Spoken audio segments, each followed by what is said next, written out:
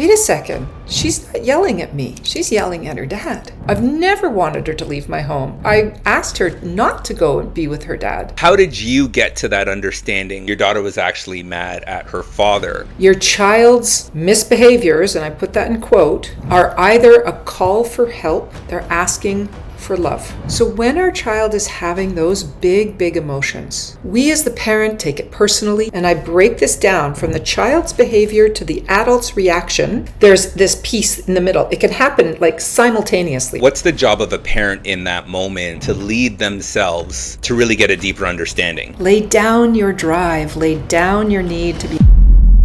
What happens when parenting stops being about managing behavior and starts revealing what's still unresolved in you? In this episode, I'm joined by Micheline Green, wisdom partner, author, and coach, for a conversation about leadership, parenting, emotional regulation, and why raising a child can force you to face your own need for control. This one is for anyone learning how to lead with more awareness, connection, and trust. Micheline, I feel like we've done this a few times. How are you? Yes, it's like deja vu, isn't it? I am well, thank you. How are you doing today, Dwayne? I'm doing very good now, really good. And I get a chance to speak to somebody who I haven't spoken to before, as a wisdom partner, Micheline, which is who you are. And your focus is leading women through parenting and through their professional careers. And I think there's a really interesting intersection there that I want to uncover and uproot with our conversation today, because I'm a firm believer that leadership intersects in different areas of our lives. And for you, when I was looking through your introduction form and as I was getting to know you, there was something that really stood out. And you talked about that starting point with your daughter's abandonment. You know, when your daughter was going through abandonment from her father, that was a very, I think, pivotal experience for you. What did that season begin to reveal about you at the time? And not just as a parent, but as a person trying to hold everything together. Yeah. Wow. Let's dive right in. So that moment in time, let me just give you some context. So I'm a Canadian. I was living in the United States. We were there. We had moved to the US for my husband's work, and I had chosen to put my career aside to stay at home and raise the kids. That was incredibly important to me. And at this point, I had 3 kids. They were all a teenager and 2 preteens at the time. And a divorce was happening. And I actually had been homeschooling my kids for a couple of years now. And all of a sudden, with the divorce, it was like, no more homeschooling, find the kids places to go to school. You know, I had to get work right away. And it was, what I would say is, it's one of those moments in life where the metaphor I use is like it's a Coke bottle being shaken up and put in the ground upside down. You know, like it's like turbulent, it's pressure filled, and then you're trying to right yourself. You're trying to find your foundation again, find yourself again as your identity is changing with the outer circumstances. So this particular moment I think that you're referring to is my ex-husband at the time had wanted to move back to Canada, and he had convinced the youngest to go with him. And she was 15 at the time. And she wanted to go and live with him. He made a lot of promises to her. And I had to come to this place of like, of course I didn't want her to go. Of course I didn't want her to be leaving my home at such a tender age, at such a pivotal age. And yet, you know, she was fighting me pretty hard on it. And so there was a moment where I just said, you know what? I have to let her go. I have to let her discover this on her own. I can't force anything to happen. She's going to learn this on her own. So she chose to move back to Canada.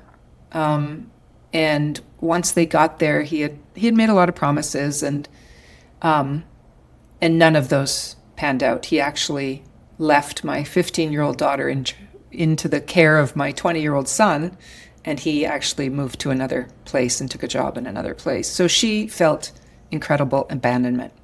After a year of that, where she was, in a new country, in a new school, no parental supervision, running pretty wild, he at the end of that year said, oh, he's moving again and he's going to sell the house, and they can come back to Phoenix with me, or they can move to this small little community, a French community, which my kids didn't speak French very well. And so they came back to Phoenix. And so now she was dealing with this abandonment from her dad, as well as, this year that she was running pretty free and pretty wild. So you can imagine some of the shenanigans that she got involved in. And now she was back in Phoenix with me. And as any parent knows, children will leave the worst behavior for the person they trust the most. Their safe person is who gets the worst behaviors. And so she came back, and within a very short amount of time was running with a pretty wild crowd and not following the rules of my house, because now she had boundaries, now she had rules, now she had, things that she had to follow, and she wasn't willing to do that. And so there was, staying out all night, breaking into my house once she had left, having friends come in. Some of my stuff was stolen.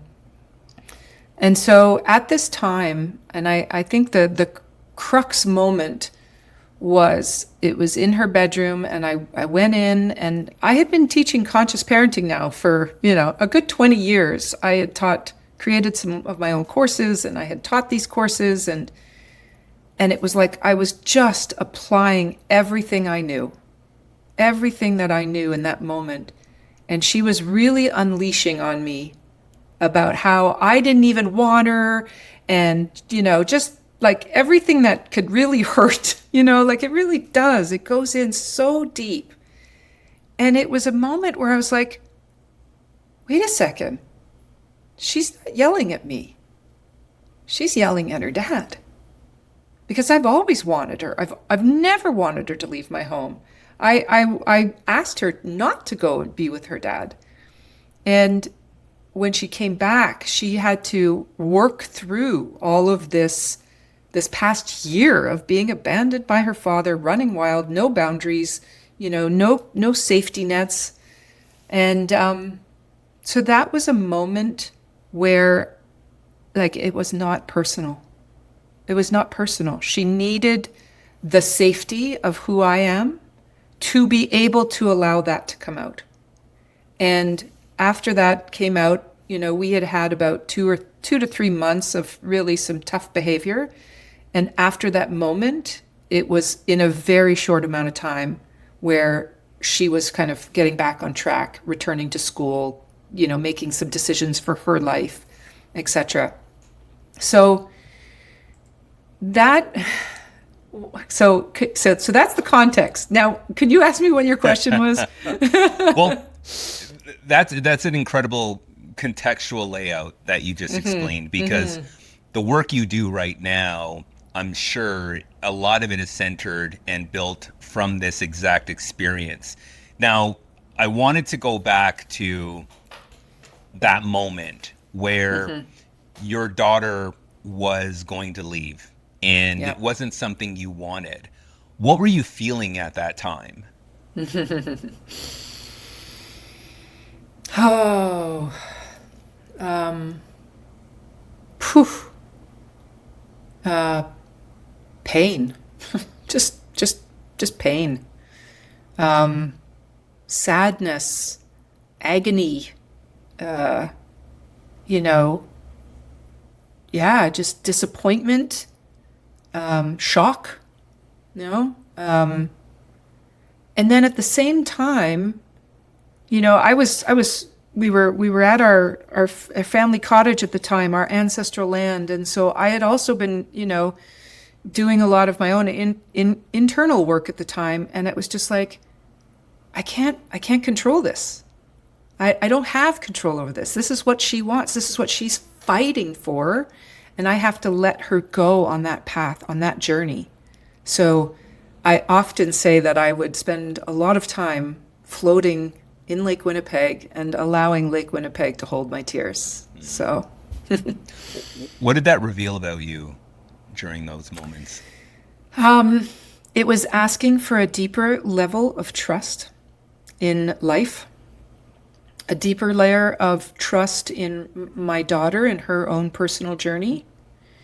And it was like another layer of faith that life is holding us, life is guiding us, life is available to us at this time. And so it was just like peeling another layer of the onion because those layers just keep coming. Yeah. Yeah. Yeah. How did you wade through that emotionally though? Because I could imagine I don't know how many people would be equipped with any tools to respond to that in a productive and inspiring or even at minimum optimistic way. What did you apply at that time? Well, interestingly enough, I left home at 16. So here I was also starting to see patterns. I had been working as a master coach already at that time for a number of years. And also my work before becoming a coach was I was a counselor and I worked a lot with children and parents and children who really struggled, who were in foster care system or juvenile detention or, even far back when I was doing child abuse investigations. So this was all stemming out of, I left home at 16 and I left home under, painful moment. My family was kind of breaking apart. My mother gave me an ultimatum. I walked out and I never lived with my parents again. So it called upon myself to offer to my daughter what I perhaps couldn't have received at that time. I knew she had this inner turmoil inside of herself that it was confusing, it was unrest, she couldn't understand it, which is exactly what I was experiencing when I left home. But I had nobody who could help me understand that inner life that I was experiencing. And so I wanted to be able to offer that to my daughter, to let her learn and discover. And so I trusted so much in her. This is one thing I think that I teach, I offer a lot to parents is trust your children. Trust your children. You know who they are. You are the expert on your child, and you know at the depth of who they are. When you can trust in that and believe in that, that's when they can feel the trust in themselves and believe in themselves even more. What does that look like though when you say trust your children? Because myself being a father, I have an 11-year-old daughter, and it's very interesting because I know at 10, 11 years old when I was young, I was out on the street with my friends, bike riding to the local convenience stores. Yep. We were by ourselves until the lights, street lights came on. Nowadays, I couldn't even imagine my daughter going to the mall by herself at 11 years old. So we know times have changed. So when you talk about trust, is it that sort of trust you're talking about, or is there a deeper, intimate level of trust? And how does a parent get to that point? Well, it's really interesting. I just shared this with somebody else the other day. It was over at Easter brunch. Same sort of thing. Parents saying, oh, I can never let my child go to the mall by themselves, go to the street corner by themselves. And this grandma was even saying, I don't let my kids play in the backyard by themselves. I was like, wow. What's changed in the 40 odd years since you and I were kids, where we could run wild until the streetlights went out or till the streetlights came on, in the neighborhood with a bunch of friends, to now. Crime rates have not gone up. But what has gone up is the news, is media. We are bombarded with media saying our world isn't safe. And so we as adults, we as the wiser ones, we as the parents have to instill in our children that the world is safe. The world is filled with beauty. The world is filled with beautiful human beings. And if we don't instill that in our children at a young age, they're going to live grow up in a world that they're afraid of, that they're afraid of their neighbors. They're afraid of the strangers on the street. Now, we are also teaching them to have a good, healthy dose of trusting themselves. So again, it's interesting. Another story I was just telling recently is I had a babysitter and I was driving her home at night and I didn't have cash. And we were down in a part of Phoenix that, we had to drive through to get her home. And we pulled into this parking or this gas station. I was going to just run inside and get some money and come back out. And she goes, and there was a group of guys hanging by a car. And instantly she said, "Can I come with you?" I was like, "Yeah, of course, come on." She came in, and by the 10 minutes it took me to get cash, they had smashed my car window and stole some items out of my car and took off.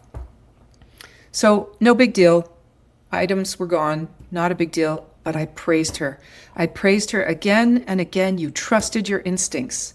You felt something was off and you acted upon it. You didn't negate that inner voice. You didn't get shy. You didn't think, oh, maybe Micheline's going to think I'm weird. No, you acted on it.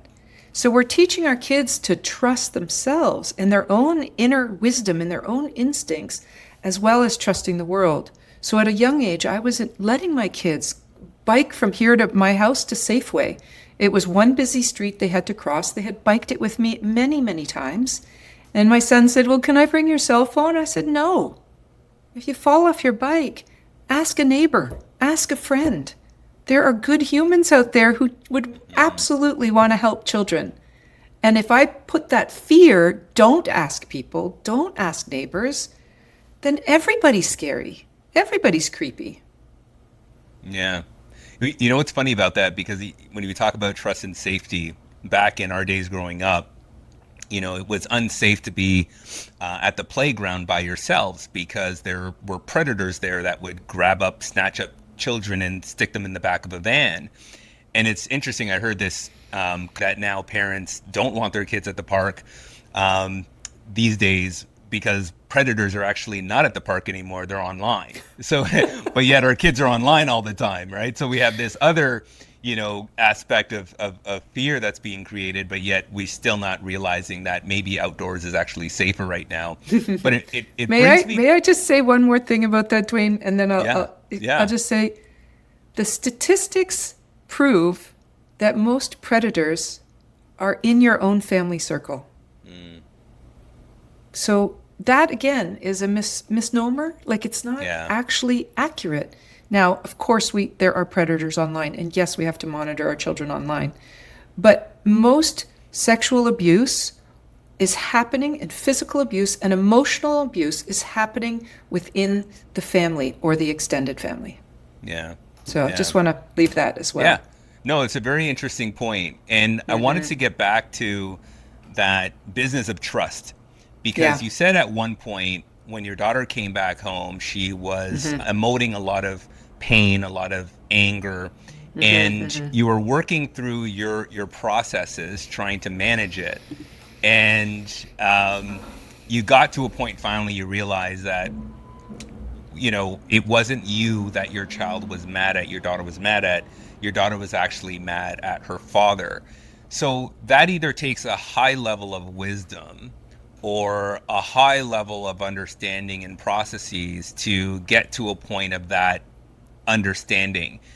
How did you, I guess for yourself, and this is a two-part question, how did you get to that understanding? What did you use? What processes or experiences did you use to get to that understanding?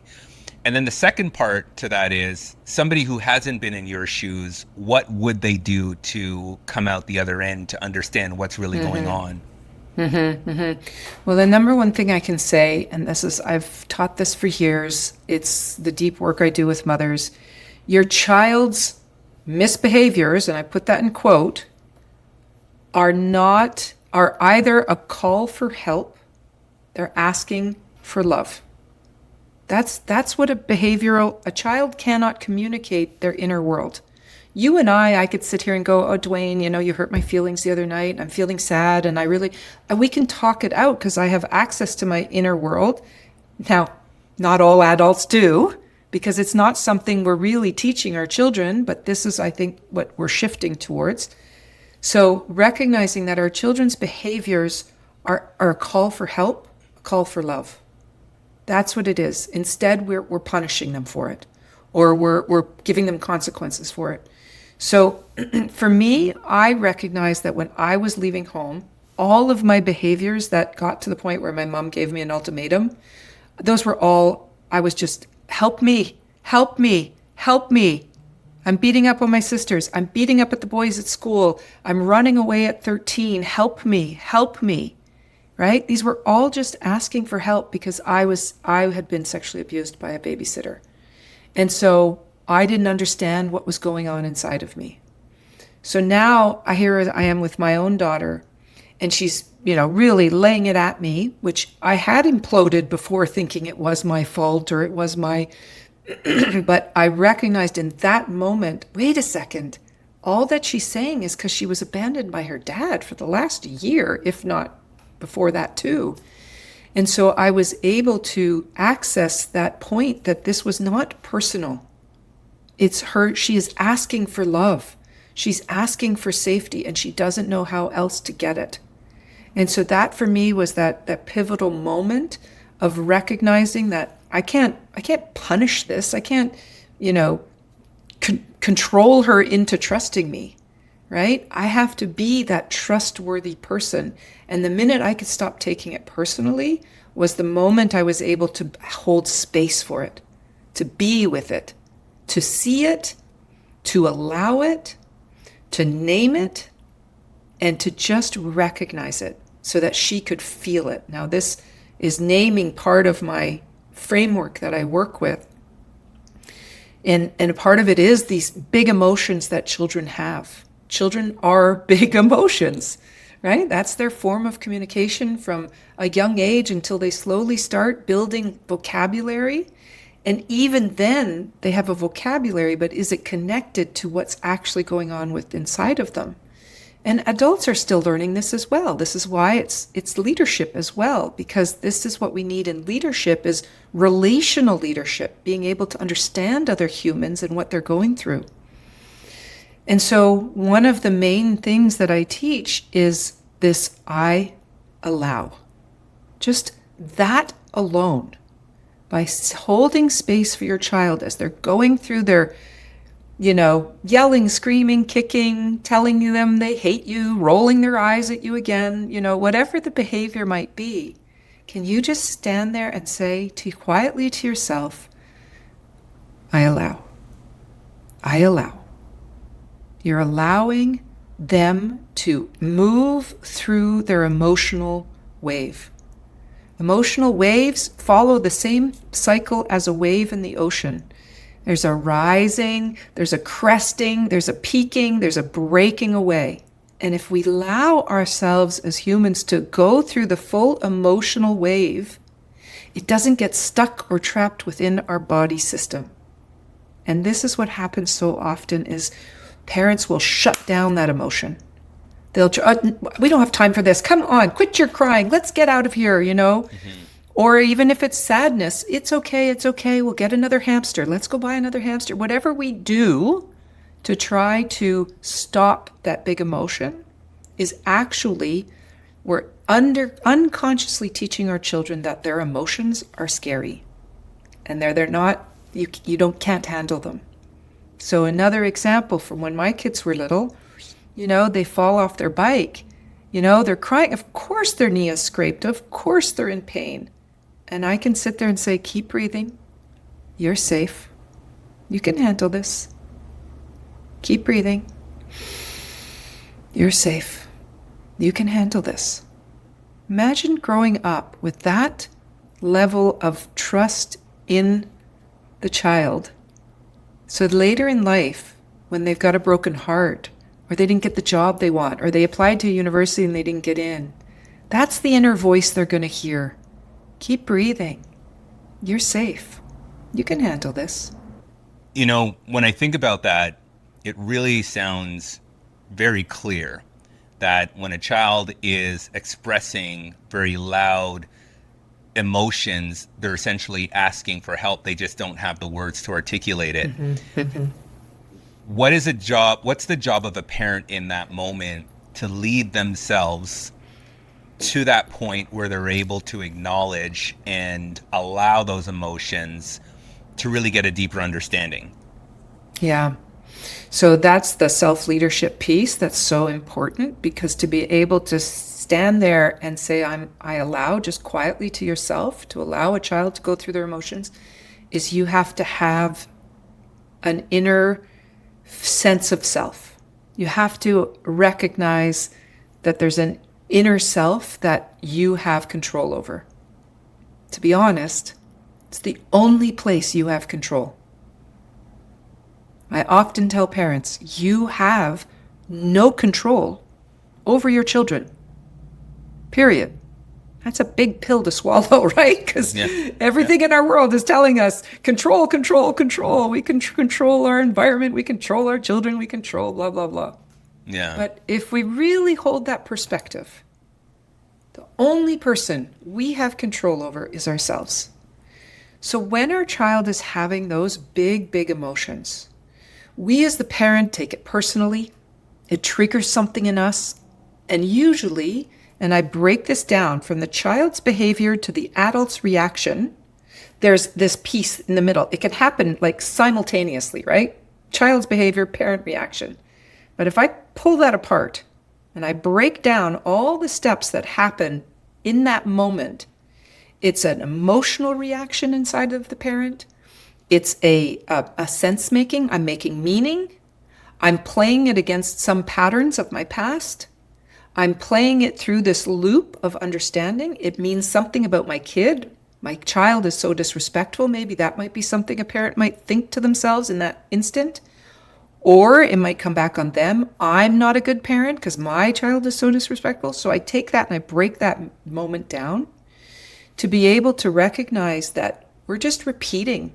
We're just repeating patterns. We're repeating strategies. We're repeating meanings that we've repeated over and over and over again from our own childhood. So when we had big emotions as children, our parents didn't have the skills. They quashed it. They shut it down. My father's favorite thing to say was, quit your crying or I'll really give you something to cry about, which is like, I you do everything that one. like sucking it back. Yeah. And so it's all of this. We have not learned how to truly be with these big emotions within inside of ourselves. So the first part that I work with parents is I feel. I feel. Practicing, not in the heat of the moment. You can't take these things that I'm teaching and just apply it in the heat of the moment when your daughter's yelling at you for the third time that day. You have to put it into the body. This is embodiment. This is opening the capacity within your own nervous system to start feeling. So it's a practice. I feel. What am I feeling right now? Most of the mothers that I work with, high performing, high achieving, incredibly capable. I mean, so many times I'm in like awe of some of these women that I work with what they're able to hold in the workplace, but they come home and they really struggle to make that shift from that level of, a lot of it is control and command leadership model that we're still working from, and into a relational leadership model in parenting. And that's a hard shift to make. And so in that moment of the women that I tend to work with, there's a lot of, I feel nothing. I'm numb. Or if they can get into it, it's like there's a lot of anxiety. Anxiety is what's driving them, right? So practicing, I feel is going to help you to be in that moment where you can allow. I allow. Micheline, we're so constructed and built from our past. And those foundations are very deep. How does somebody start to, I guess, first recognize the depth of those experiences? But most importantly, how do they start to dig themselves out? Especially when you're an adult and you have responsibilities, you have competing interests, deadlines, accountabilities. How do you do that at this stage? Well, I think I could say if you don't choose to do it, life's going to do it for you. Burnout, exhaustion, disease, you know, death in the family, chaos in your family. Like things are going to show up to help you to start to recognize that something in here is going to need some changing. It needs to be seen, right? And so, you know, I've had my plenty of moments in my life, my daughter being one of them, my divorce being one of them, where I've had to just go, what is, okay. So instead of constantly looking outside of ourselves for answers, which we're all taught and trained to do, we have to start looking inside and getting to know this inner landscape. I often say our inner world is just as vast as the universe above us, you know, and around us. And so going on this journey inward, it's not about doing more. And I learned this the hard way because I am a driven, persevering, strong, independent. I've always been that way in my life. And then when I switched to start doing my inner work, I kind of used that same kind of drive and perseverance and that those skills don't translate. This is a process actually of softening. It's a process of allowing. It's a process of just beginning to notice. Because when we have got all of this stuff that we're holding externally, we don't have time to pause. It's just happening. And 30 years go by, and you've got a whole identity that is formed like a shell. It's rock solid. I am the one who does, do, you know, capable. And so this process of going inward is slowing down enough to be able to start to see yourself more objectively. So I talk a lot about this in my private coaching that I do with my clients. We're living our lives very subjectively. I am a coach. I am a mom. I am this, the identity that we put around ourselves. But when have we taken the moment to go, wait a second. Is that the identity I want? Is that the identity that I really believe in? Is this the organization of my life that I really want to be holding on to? So this is some deeper work, right? Of being able to create that pause of just going in through your life and doing life to pausing long enough to be able to see yourself in life. So this is a beginning practice to be able to be much more self-aware. Go ahead. You know what's really interesting about what you're saying there is I feel doing that internal work is something people avoid mainly, let's say, for two reasons. One, they don't know how to do it. Two, if they do it, they're afraid of what they'll see and what they'll notice. Yes. So in your own experience, did you fall under any of those, or was there something totally different that I didn't name? And how did you manage that? Yeah. Yes, you are so spot on. People feel like they don't know how to do it. I think we're at a point where there is a lot more conversation in the mainstream. You know, when I started out in coaching, I've been a master coach now for 16 years. You know, it wasn't part of our common language, but now people have common language around meditation or trauma or shadow work. These sorts of things are more common. But yet people like, I don't know how. And really, meditation is just sitting in silence. It's just sitting in still. Like, sitting still is a radical act these days. Sitting in silence is a revolutionary act these days, right? Turning off noise, because this system out here wants us to be distracted. Right? Bing, bing, bing, bing, bing, bing, bing. Scrolling, more. But if we actually choose to stop that for just a moment, to give ourselves a little breath, a little space to just sit still, that's when we begin to allow to see ourselves more honestly, more accurately.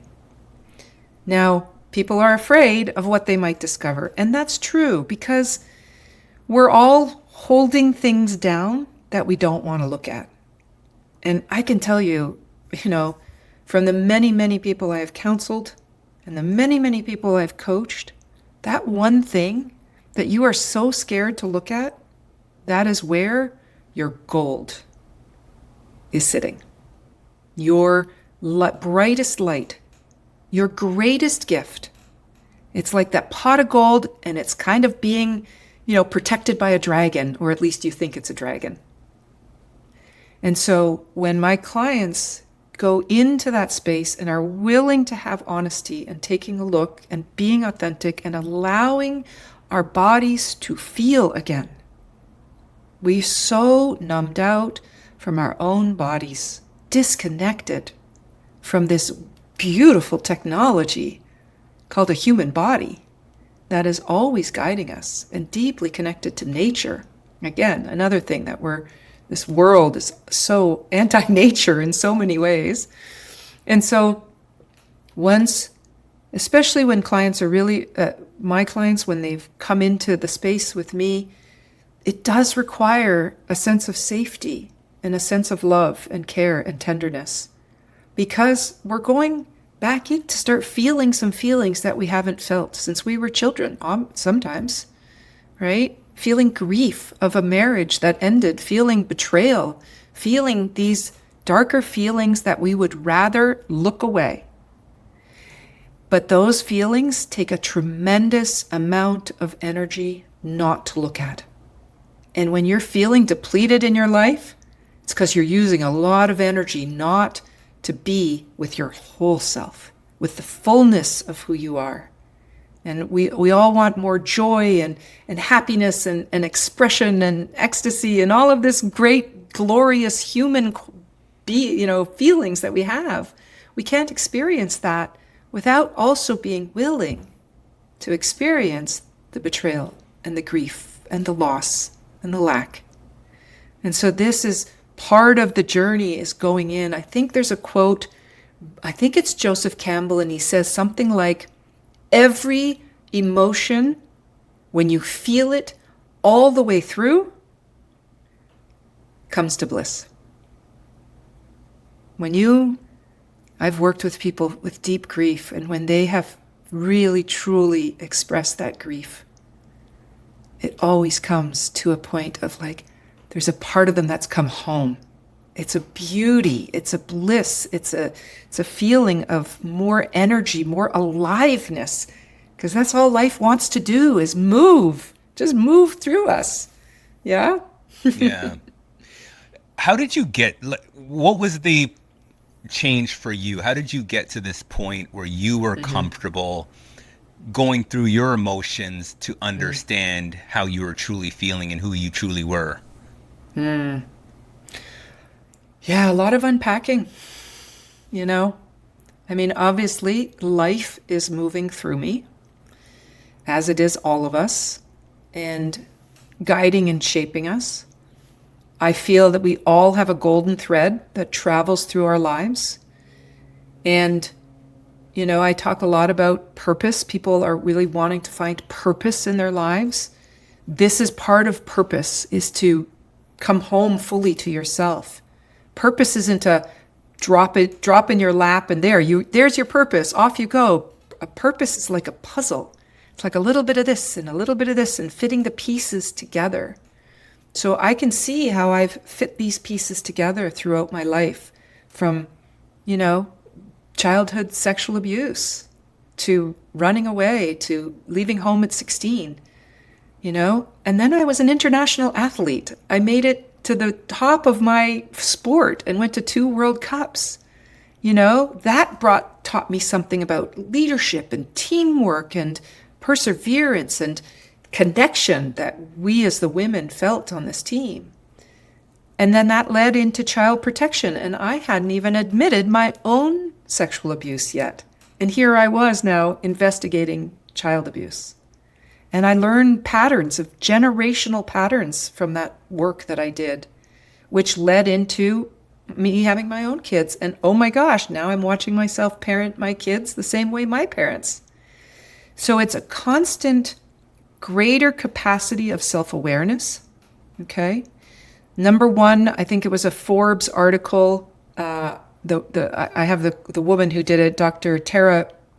Unix, I think is her name, and she's number one leadership quality, self-awareness. And when self-awareness assessments were done, 17% of people thought they were highly self-aware, and the truth is only 3% are. So even though we think we're self-aware, there's so much more about our self-awareness, to see ourselves more objectively and to be able to feel the fullness of who we are.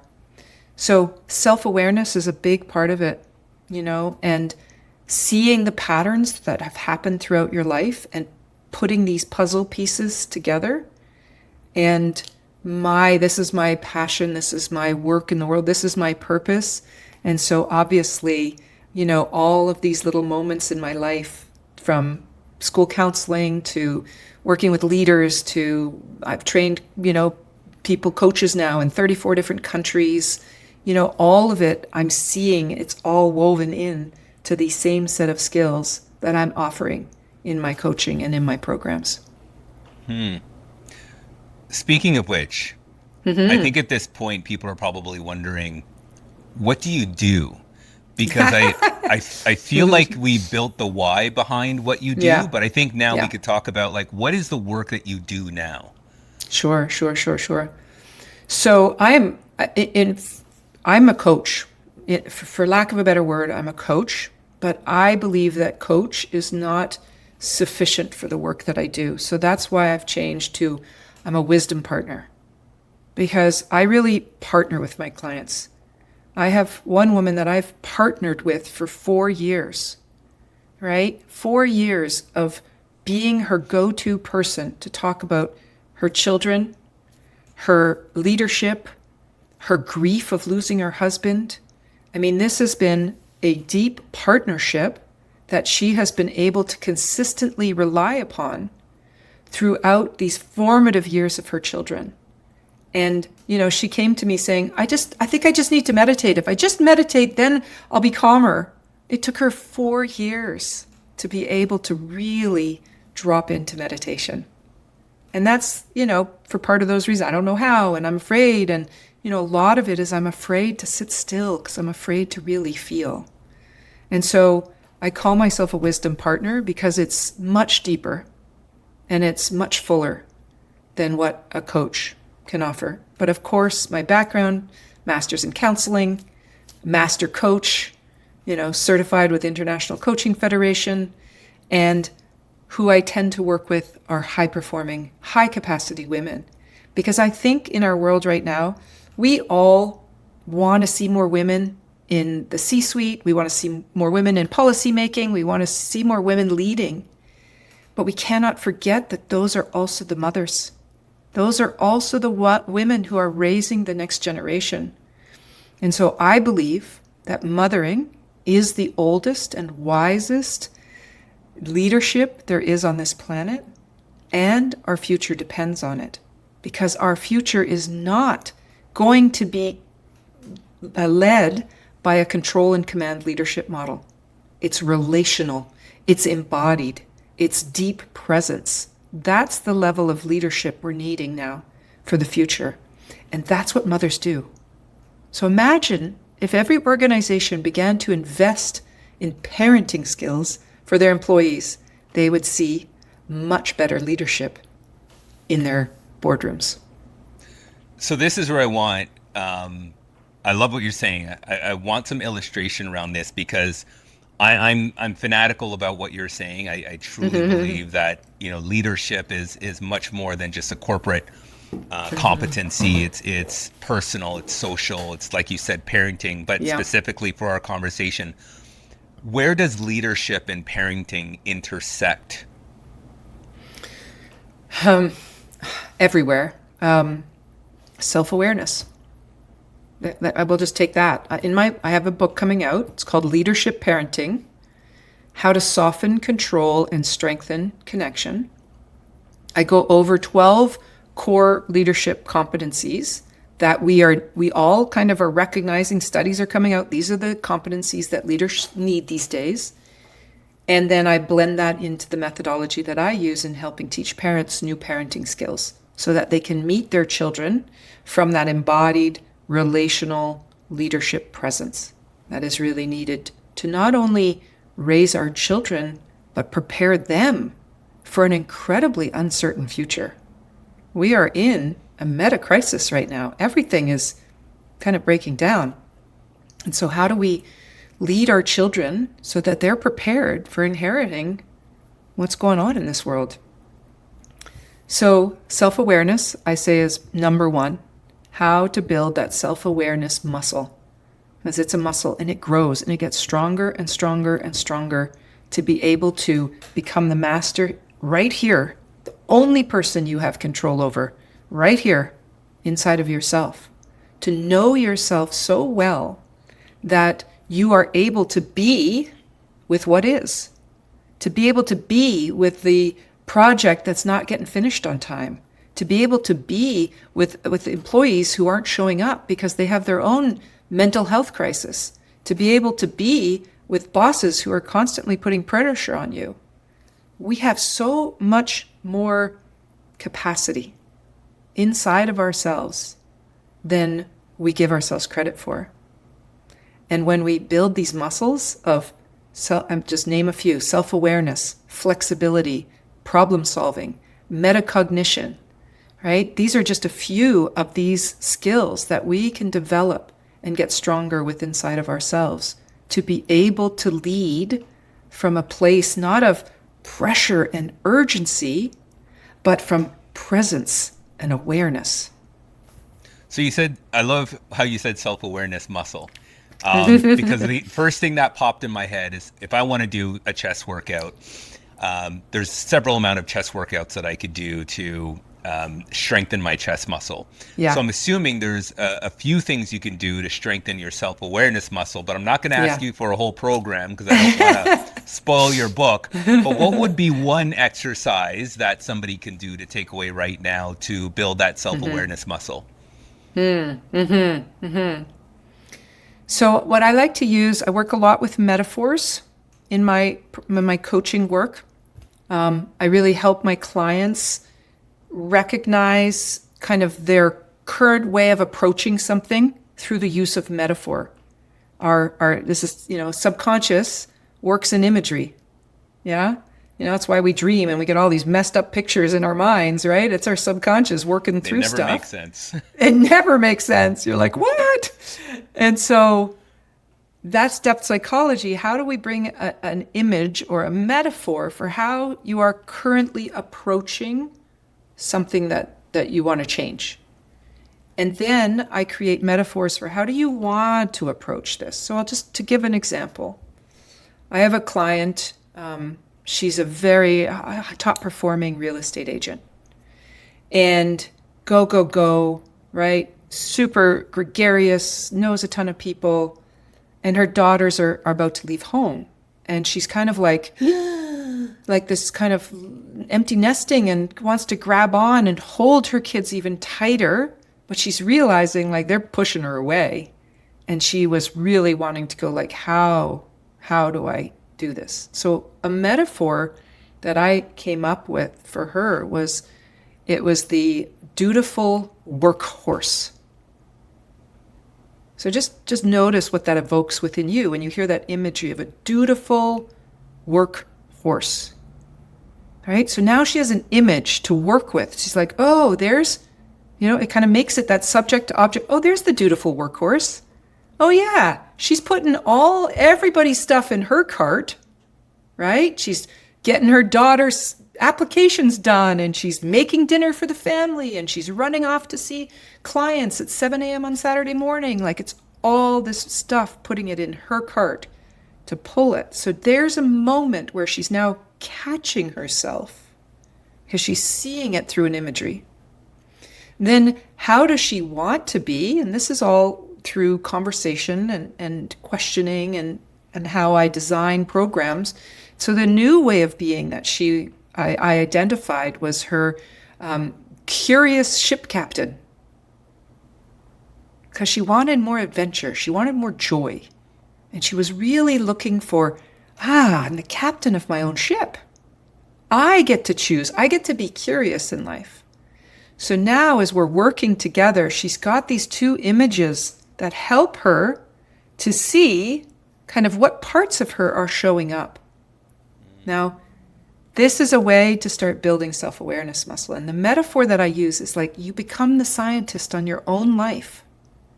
You're going to be now observing yourself, Dwayne, going, oh, petri dish of Dwayne's life. Oh, there's Dwayne going to the gym, and there's Dwayne doing a chest workout. And oh, look at Dwayne's doing this other thing over here. And right, you're observing yourself in your life. And when you start observing yourself, you can notice more than what reality has been showing you. Because now you're seeing, oh, I'm at the gym and I'm working out, but I'm also observing that I'm feeling really tired. And I'm also observing that I feel kind of sad because of the conversation I had this morning with my daughter. And I'm also noticing that I'm really stressed about this upcoming meeting, right? So there's more of reality that you're able to take in when you start observing your life like a scientist. Then what happens when you start some new experiments? What if I didn't go to the gym every day? What if I just maybe went 3 days a week? What might happen? Okay, so you decide to try an experiment and you observe. I'm not as exhausted anymore. Actually, my body needs some rest. Oh, I'm noticing that I'm taking rest, but my mind is now telling me I'm lazy. Interesting, right? So now you're starting to see some of the looping, right? We have thought loops, we have emotion loops, we have behavior pattern loops. So we want to become more aware of all these loops that are just keeping this identity in place. So I'll just pause there because I like that. keep going. I like that because it's like you're being intentional about journaling your day and looking back and recognizing not just what you did, but how you felt. What you did, what you felt, what you thought, what others did, what the circumstances were. I mean, who pays attention, right, to all of this stuff? There's an inner world that's going on inside of me, paying attention to that. There's an inner world going on between you and I right now. You and I have an inner experience of our collective experience. Then we have this, my body, my movement, and the way you're asking questions. So that's an outer experience. And then we have technology, which we experienced at the beginning of this, that played a part in how we began this call. Yeah. So there's lots of reality that we are not taking in because we get focused in our identity and our views get very narrow. That this is the way the reality is, and it's not. There's so much more available to us. So how do you connect the dots between what you just explained, that self-awareness, that self-leadership component, to the outputs in terms of our career development, the teams that we're working with, our own goals, etc.? How do you tether those two things? Because I can imagine sometimes we are one way with ourselves and then we appear differently or we act differently at work or in different social settings. So how do you help people tether those two things more succinctly? That's really interesting because I work with mothers who are leaders, right? We've got motherhood and leadership. And this world has worked very hard to keep those two roles very separate. Right? I interviewed, a lot of women for my book. The number one thing they were saying is the system we're in does not support mothers in leadership. They don't think about how a mother has to leave to pick up kids or take them somewhere, or, that the system isn't supporting that. So there's this constant tug. And we believe is in this current paradigm that these two things are separate. But we saw COVID, right? COVID broke that illusion of separation. I bring myself fully to work. I bring myself fully to home. I can't separate a part of myself. I can't cut a part of myself out. And so when we come to goals and, like you were saying, goals and aspirations and purpose and career development, there's a part of us that wants to go after that goal. I want that so badly. Oh yeah, that's what I'm going to go after. There's another part of us that's going, no way, that's way too scary, it's way too big, it's way too much. Now we're not conscious necessarily of that competing commitment. That's what it is. It's a competing commitment. So here we are charging out to go after that goal, but at the same time, we got this anchor that's pulling us back. Most people call this self-sabotage, yeah? It's a common phrase, right? So how do we start becoming aware of what are our competing commitments? And we can do this through self-awareness, just as I described it before. That's the beginning muscle to build. And that, because once we go down, and I said down into the depths and being able to face that dragon with softening, with love, with tenderness, with appreciation, we get our pot of gold. And that gold is the fullness of who we are. So that going after goals is something that we have our full energy system behind. Yeah? Yeah, that's incredible. Micheline, is there anything that we didn't touch on today that you wanted to bring up?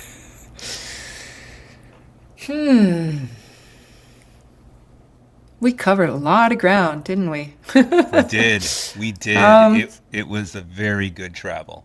Yeah, it was a very good travel. I agree. I agree. I guess that, I would like to summarize by saying, my book that's coming out, Leadership Parenting, How to Soften Control and Strengthen Connection. Because I think I'd just like to speak to the real depth of yearning that I think we all have to be connected, to really be together. Isolation is running rampant, this painful aloneness that everybody's feeling. Like, we so want to be in relationship, to be connected, to feel community, to feel one another. And really, if we're going to move forward in this meta crisis, we need each other now. And yet, we fear each other now. And so much of that, when fear is present, that's when control comes in. That's when we're trying to control everybody around us, our kids, our spouses, our bosses, our teams, the person on the customer service line. Like, we are trying to control everything because there's a deep fear inside of us that we're all alone and we're separate. And so I just want to share that for me, I have felt that aloneness. I felt that isolation. I have been into that space of feeling so alone in my life. And it has helped me to support me to come into and have this be my purpose, that we can soften this control. We can come together in connection. We can be united together. And that's, I think, where and how we'll move forward in the future. You're doing such great work, and I thank you for it. And it was a very important message that you've shared here today.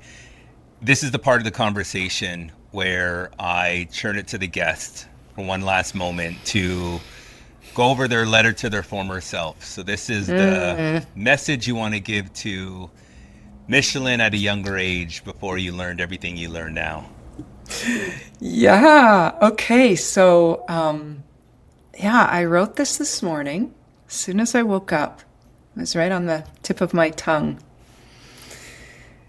So let me share it. It feels vulnerable. Dear love, I see you. I feel you. I know you. You have such drive within you, such a big heart that wants to open and give to the world.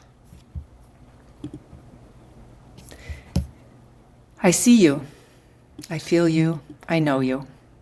Your drive can feel so big. You are ready to change, charge ahead, move mountains, make it happen. And yet your frustration rises when others don't move as fast as you. You see things can be different. You know that things have got to change. You see the path we're all on. and you're only wanting to help. You're only wanting to make things better, knowing that we can do this together. Oh, but your bitterness creeps in. You can't understand why others can't see what you see. I see you. I feel you. I know you. You dive deep into your own soul. You want to learn and grow and evolve. If others aren't going to change, you'll do the work. You'll be the change. You seek, you become still, you yearn, and yet it's just that same drive now turned inward. So you learn to go slower. You start to see the unseen loops and systems that are holding this whole facade together. You know this is much greater than you, and you are humbled by the beauty, humbled by the devastation, humbled by life again and again. She will continue to guide you. Your dreams are big. Your will is strong. But it's the motive that needs to be checked. Where is this drive coming from? You'll learn. It's your fear. It's your survival. It's a loop you've been living in, keeping you from dying. I see you. I feel you. I know you. Death is not your enemy. Death is your ever-present guide. Lay down your drive. Lay down your need to be relevant. Lay down your need to prove yourself, to prove your worth of living. It is all false. You can lay it all down and rest in living and in dying. You will see. You will feel. You will know that life is love and love is life, and you can never, ever fall out of love. Beautiful. That was incredible. I found myself deeply enthralled with that entire message. Yeah, I guess it goes to show that that level of self-awareness, even over the lapse of time, is very important and impactful and very purposeful. So thanks for sharing that. Thanks for the vulnerability. Yeah. Thank you, Dwayne. Thank you for the invitation to share that. Yeah, this Yeah. was fantastic. Well, thank you so much, Micheline. This was Yeah. a really wonderful conversation, and continue to do great things. Thank you. I so appreciate you and this time together. It's been a real pleasure.